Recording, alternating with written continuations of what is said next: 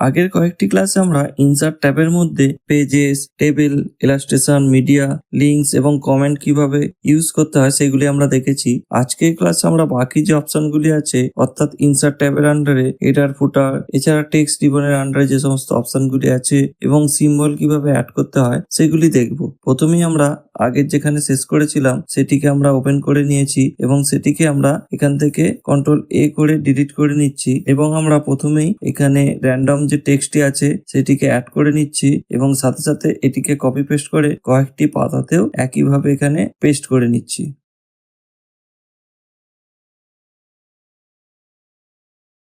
এবার দেখুন এখানে যে হেডার অপশনটি আছে এটির উপর ক্লিক করলে বিভিন্ন ধরনের এখানে হেডার বাই ডিফল্ট করা আছে।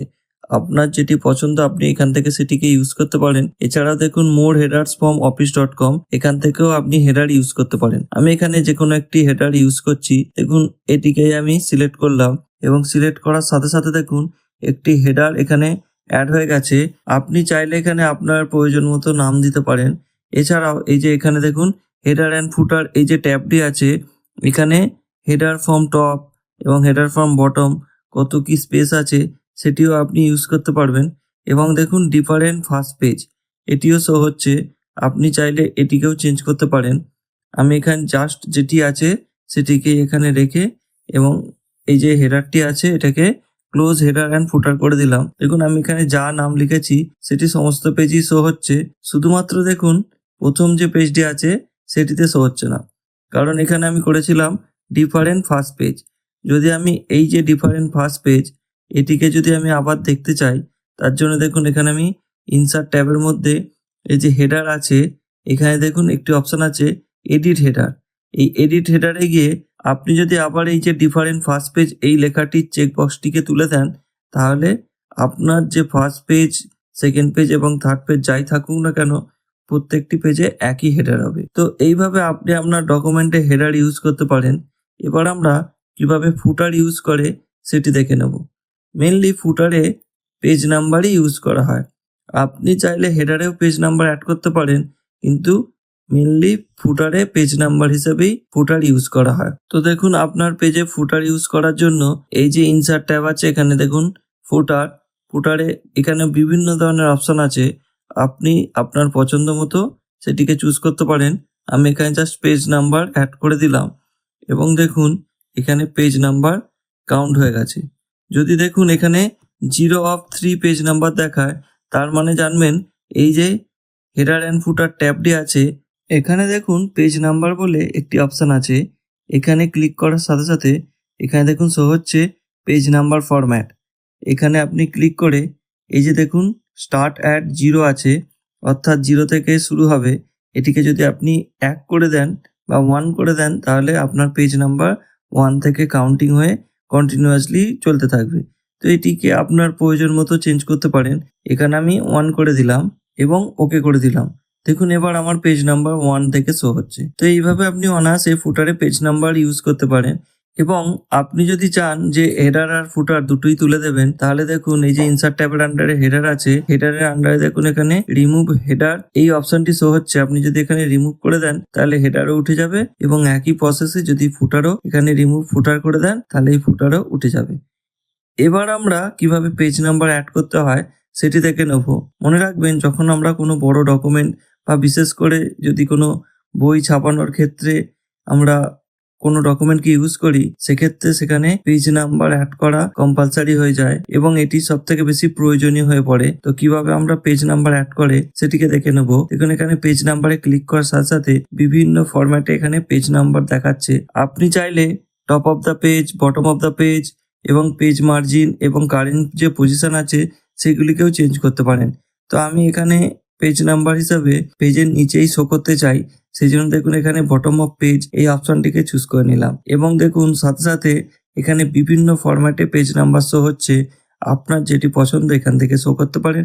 আমি দেখুন এখানে একটি অপশন আছে এক্স অফ ওয়াই, এইটিকে আমি চুজ করে নিলাম এবং দেখুন সাথে সাথেই কতগুলি ডকুমেন্টের পেজ আছে এবং আপনি কত নম্বর কারেন্ট পজিশনে আছেন সেই পেজের নাম্বারটিও শো হচ্ছে। তো এইভাবে আপনি পেজের যে নাম্বার আছে সেটিকে শো করতে পারেন এবং আপনি এই পেজ নাম্বারটিকেও তুলতে গেলে একই প্রসেসে এখান থেকে রিমুভ পেজ নাম্বারও করে দিতে পারেন। এবার আমরা কিভাবে টেক্সট বক্স অ্যাড করে সেটি দেখে নেব। যখন আমরা এখানে সেভ অ্যাড করেছিলাম তখনই কিন্তু এই টেক্সট বক্স কীভাবে অ্যাড করতে হয় সেটিও কিন্তু এখানে ছিল। তো যাই হোক, আমরা টেক্সট বক্স অ্যাড করা দেখে নেব। প্রথমে দেখুন, টেক্সট বক্স অ্যাড করতে গেলে এই যে টেক্সট বক্সে ক্লিক করলে বিভিন্ন ফরম্যাটের টেক্সট বক্স আছে। আমি প্রথমে জাস্ট এখানে দেখুন ড্র টেক্সট বক্স বলে একটি অপশান আছে, সেটির মাধ্যমে এখানে টেক্সট বক্স ড্র করে নেব এবং আপনি চাইলে আপনার পছন্দ মতো যা খুশি টেক্সট বক্সে অ্যাড করতে পারেন সেই টেক্সটটিকে এখানে লিখে নিচ্ছি। এবং দেখুন, এর সাইজও আপনি কমা বাড়াতে পারেন এবং ফরম্যাট ট্যাবের মাধ্যমে এটিকে বিভিন্ন ফরম্যাটিং করতে পারেন, অর্থাৎ কালার চেঞ্জ, টেক্সট বক্সের যে আউটলাইন সমস্ত কিছু এখান থেকে অ্যাড করতে পারেন।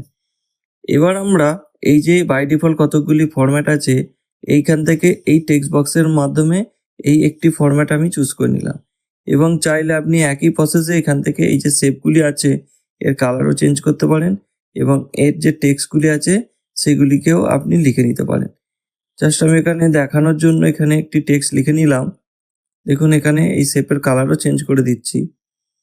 তো এইভাবে আপনি বিভিন্ন ধরনের টেক্সট অ্যাড করতে পারেন এবং এটিকে ডিলিট করার জন্য জাস্ট এটিকে সিলেক্ট করে ডিলিট কি প্রেস করলেই ডিলিট হয়ে যাবে। এবার আমরা কিভাবে কুইক পার্টস অ্যাড করে সেটিকে দেখে নেব। দেখুন, এখানে কুইক পার্টস হিসাবে বিভিন্ন ধরনের অপশান আছে। দেখুন, এখানে অটো টেক্সট আছে, ডকুমেন্ট প্রপার্টি আছে, বিল্ডিং ব্লকস অর্গানাইজারও আছে। তো এখান থেকে আমি একটি ডকুমেন্ট প্রপার্টি হিসাবে অ্যাড করে নিচ্ছি। এখানে দেখুন অ্যাবস্ট্রাক্ট আছে, অথর আছে, ক্যাটাগরি আছে, বিভিন্ন কিছু আছে। আপনার যেটি প্রয়োজন সেখান থেকে অ্যাড করতে পারেন। আমি এখানে অথর অ্যাড করে নিচ্ছি।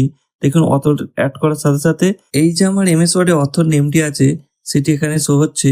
আপনি এটিকে চাইলে এডিটও করতে পারেন। তো এইভাবে আপনি কুইক পার্টসে ডকুমেন্ট প্রপার্টি থেকে বিভিন্ন কিছু অ্যাড করতে পারেন এবং চাইলে এখানে দেখুন এই যে ফিল্ডের অপশান আছে, এই ফিল্ডও আপনি অ্যাড করতে পারেন। ফিল্ডে দেখুন এখানে বিভিন্ন ধরনের ফর্মুলা আছে, আর্কস আছে, অথর আছে, অটো নাম্বার আছে, প্রভৃতি কিছু বিভিন্ন অপশান আছে। এখান থেকে যেটি প্রয়োজন আপনি সেটিকে অ্যাড করতে পারেন। এবং দেখুন, কুইক পার্টস হিসাবে পরবর্তী যে অপশানটি আছে সেটি হলো বিল্ডিং ব্লকস অর্গানাইজার। এখানে দেখুন বিভিন্ন ধরনের বিল্ডিং ব্লক অর্গানাইজার আছে। আপনার যেটি এখান থেকে পছন্দ সেটি এখান থেকে আপনি চুজ করে ইনসার্ট করতে পারেন। দেখুন, এখানে অজস্র বিল্ডিং ব্লকস আছে। আমি এখান থেকে জাস্ট একটি বোঝার জন্য এখানে দেখুন বিব্লিওগ্রাফি আছে, সেটিকে এখানে ইনসার্ট করে দিচ্ছি। যেহেতু আমার এখানে কোনো কারেন্ট ডকুমেন্টের সাথে সোর্স নেই, সেই জন্য এখানে দেখাচ্ছে there is no source in the current document. তো এইভাবে আপনি বিব্লিওগ্রাফি ইউজ করতে পারেন। এই যে এমএস ওয়ার্ড আছে, এমএস ওয়ার্ডের মধ্যে কুইক পার্টস হিসেবে এটি ব্যবহার হয়। এটি খুব একটা বেশি ব্যবহার হয় না। যাই হোক, এর পরবর্তী যে অপশান আছে সেটি হলো ওয়ার্ড আর্ট। আমরা যখন 2007 ভার্সনে এমএস ওয়ার্ড শিখেছি সেখানে কিন্তু বিভিন্ন ডিজাইনের ওয়ার্ড আর্ট ছিল। এখানে আপনাকে সেগুলিকে করে নিতে হবে। এখানে দেখুন শুধুমাত্র এই কটি অপশান শো হচ্ছে। আপনি একইভাবে এখানে যেটি পছন্দ সেটিকে এখানে ইনসার্ট করে আপনার যে টেক্সটটি আছে সেটিকে এখানে লিখে নিতে পারেন এবং ফরম্যাট ট্যাবের মাধ্যমে আপনার যে ওয়ার্ড আর্টটি আছে সেটিকে আপনি ফরম্যাটিং করে বিভিন্ন শেপে বা বিভিন্নভাবে এটিকে এডিট করে নিতে পারেন। এবার আমরা পরবর্তী যে অপশান আছে সেটি দেখে নেব। সেটি হলো ড্রপ ক্যাপ। দেখুন, আমার কার্সার পয়েন্টার এখানে আছে, সেই জন্য দেখুন ড্রপ ক্যাপ যেটি আছে সেটি এনেবল ফলস হয়ে আছে। যখনই আমার কার্সার পয়েন্ট কোনো প্যারাগ্রাফে আছে সঙ্গে সঙ্গে দেখুন ড্রপ ক্যাপ যেটি আছে এনেবল ট্রু হয়ে আছে, অর্থাৎ আমি এবার এটিকে ইউজ করতে পারবো। মনে রাখবেন, ড্রপ ক্যাপ করতে গেলে আপনি যেই প্যারাগ্রাফে ড্রপ ক্যাপ করতে চাইছেন সেই প্যারাগ্রাফের যেখানে হোক কার্সার পয়েন্টার থাকলেই হবে। ড্রপ ক্যাপ হচ্ছে, আমরা সাধারণত নিউজ পেপারে দেখেছি কোনো প্যারাগ্রাফের প্রথম যে ওয়ার্ডটি আছে সেটি ভীষণ বড় হয়, এটি হচ্ছে ড্রপ ক্যাপ। আমি এখানে দেখাচ্ছি। দেখুন, এখানে ড্রপ ক্যাপে গিয়ে আপনি চাইলে এখান থেকে ড্রপ করতে পারেন এবং ইন মার্জিনও করতে পারেন। আপনার যেটি এখানে মনে হবে সেটি করতে পারেন। এছাড়াও আপনি এখানে এডিটও করতে পারবেন। অর্থাৎ আপনার যে ড্রপ ক্যাপটি আছে কতগুলি লাইন দিয়ে ড্রপটি হবে সেটি কিন্তু এখান থেকে আপনি বাড়াতে বা কমাতে পারেন। আমি এখানে 2 করে দিলাম। দেখুন, ড্রপ ক্যাপের যে সাইজটি আছে সেটি 2টো লাইনের মাধ্যমেই হয়ে আছে। এবার আমরা কিভাবে সিগনেচার লাইন অ্যাড করে সেটি দেখে নেব। দেখুন, এখানে সিগনেচার লাইন অ্যাড করার জন্য আপনি ইন্টারনেট থেকেও অ্যাড করতে পারেন এবং বাই ডিফল্ট যেটি আছে সেটিকেও ইউজ করতে পারেন। আমরা বাই ডিফল্ট যেটি আছে সেটিকে ইউজ করব। এবং দেখুন, ক্লিক করার সাথে সাথে সিগনেচার সেটআপ হিসাবে একটি উইন্ডো ওপেন হয়ে গেছে। আপনি এখানে নাম দিতে পারেন, অর্থাৎ কার সিগনেচার হবে তার নাম এবং তার যে পদ আছে সেটিকে ইউজ করতে পারেন। ধরুন আমি এখানে একটি নাম দিয়ে দিলাম এবং তার পদ ম্যানেজার সেটি লিখে দিলাম এবং আপনি এখানে একটি ইমেল আইডিও দিতে পারেন। এবং দেখুন আমি এগুলো লিখে নিচ্ছি। লেখার পরে আমি এখান থেকে ওকে করে দিচ্ছি।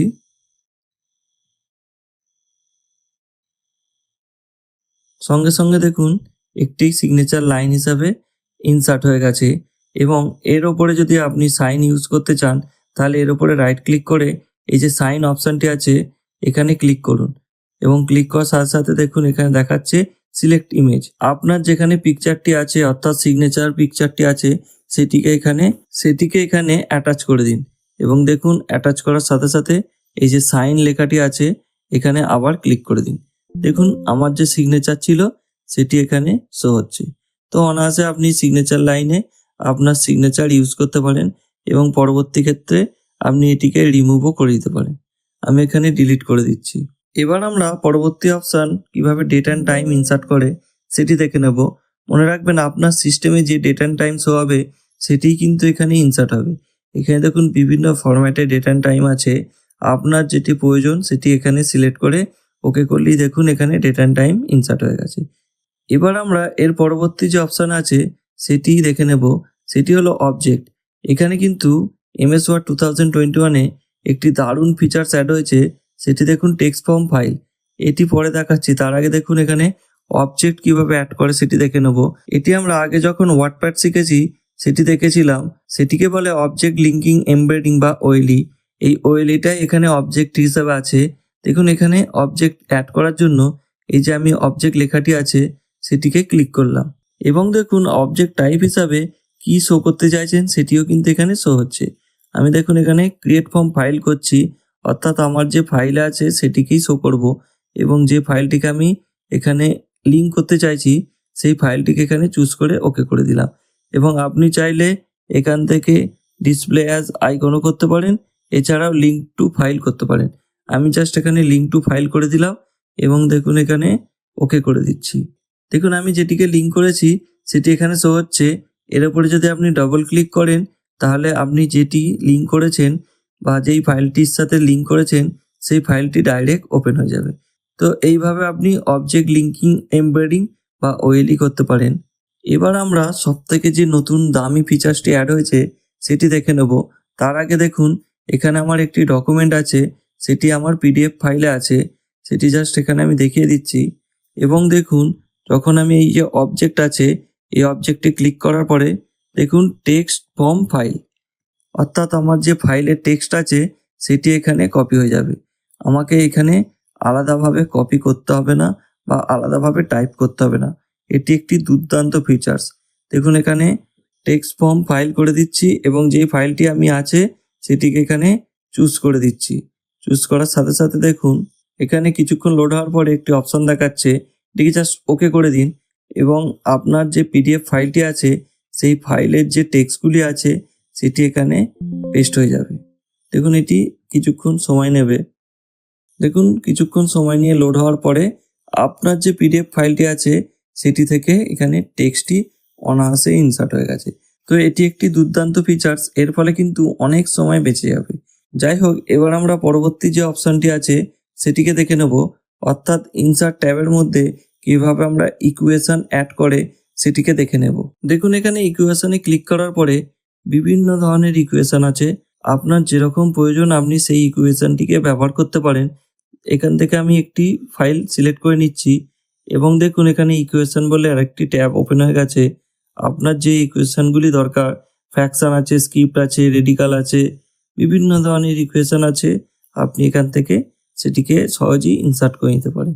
এবার আমরা ইনসার্ট ট্যাবের মধ্যে লাস্ট যে অপশানটি আছে কিভাবে সিম্বল অ্যাড করে সেটিকে দেখে নেব। দেখুন এখানে ইনসার্ট ট্যাবে গিয়ে এই যে সিম্বল অপশানটি আছে এখানে ক্লিক করার সাথে সাথে বিভিন্ন ধরনের সিম্বল এখানে শো হচ্ছে। এছাড়াও আপনি চাইলে মোর সিম্বলসেও গিয়ে নিজের সিম্বল অ্যাড করতে পারেন। এবং দেখুন এখানে একটি অপশান আছে ফন্ট। এই ফন্টে গিয়ে আপনি যখনই কোনো ফন্ট চুজ করবেন তখনই কিন্তু এই যে সিম্বলগুলি আছে সেগুলি চেঞ্জ হতে থাকবে। আপনার যেটি প্রয়োজন সেই সিম্বলটিকে খোঁজার জন্য আপনাকে ফন্ট চেঞ্জ করে করে দেখতে হবে।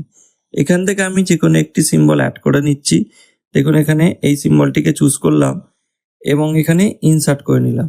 দেখুন আমার এই সিম্বলটি ইনসার্ট হয়ে গেছে। এটিকে ক্লোজ করে দিচ্ছি। এই সিম্বলটির সাইজ বাড়ানোর জন্য নর্মাল প্রসেস যেমন টেক্সটের সাইজ বাড়ায়, সেইভাবে কিন্তু এখানে সিম্বলের সাইজ বাড়িয়ে দিতে পারেন। তো যাই হোক, আজকের ক্লাসে আমরা ইনসার্ট ট্যাবের মধ্যে যে সমস্ত অপশানগুলি ছিল সেই সমস্ত অপশানগুলি দেখে নিলাম। আশা করছি আজকের ক্লাসটি আপনারা বুঝতে পেরেছেন। ক্লাস রিলেটেড কোনো মন্তব্য থেকে থাকলে আপনারা কমেন্ট সেকশনে কমেন্ট করে জানাতে পারেন। আজকের মতো এটুকুই, দেখা হবে পরের ক্লাসে। ধন্যবাদ।